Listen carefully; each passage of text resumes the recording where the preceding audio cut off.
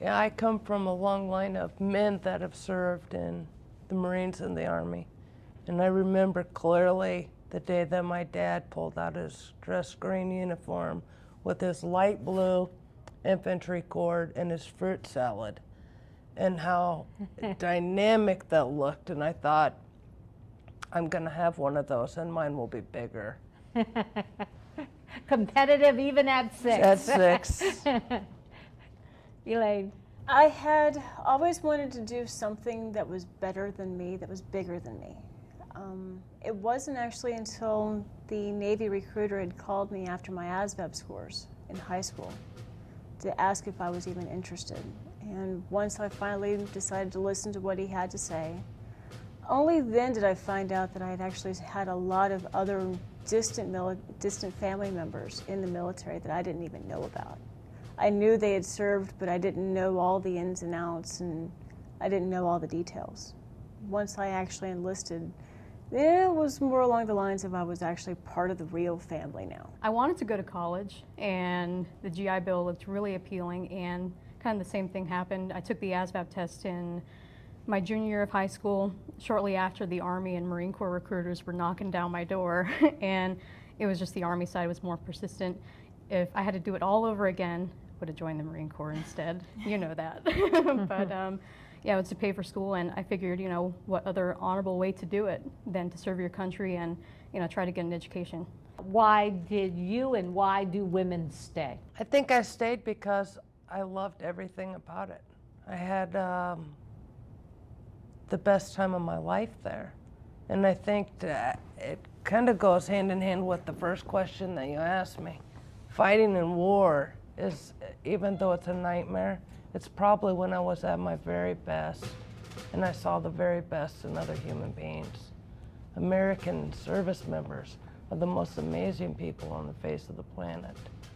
And being in that kind of environment, it just, it is patriotic, and it is about God, Mom, and apple pie for me. And I believed when they told me the things that they told me, and I was very proud to be in leadership roles. And I thought I would be the Sergeant Major of the Army when I went to basic training, so I had high goals. I had always assumed that I would always do 20 years. Anything less would not seem like it was an actual full service. When my husband and I decided, after both of us being deployed with the Marines, one of us had to get out. Otherwise, our marriage wasn't going to survive.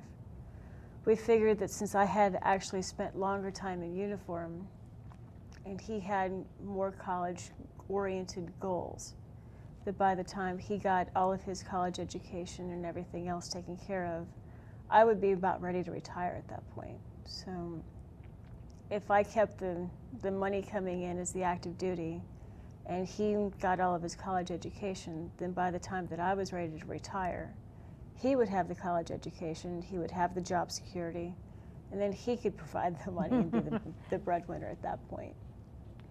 Michelle. I also wanted to stay longer than the 8 years I served. I definitely got out because of the experience in Iraq. I do have a lot of friends who do stay in because, I mean, they like the camaraderie that they got. I didn't get so much of that, but they do like it, and I do agree that you meet some of the best people, and I met some of the worst people too at the same time, but some of my very best friends are all military, and it's just that there's definitely a camaraderie that you never really want to let go of, and when you meet other veterans, it's the same thing whether they're from the Vietnam era or Iraq and Afghanistan. There's just some kind of bond that's unspoken, and they just know, and you know, you don't have to say much else. This excerpt is brought to you by the Massachusetts School of Law, the leader of reform in legal education and a leader in multimedia education for the public. To view the full interview and for a full listing of MSL's programs, log on to mslaw.edu.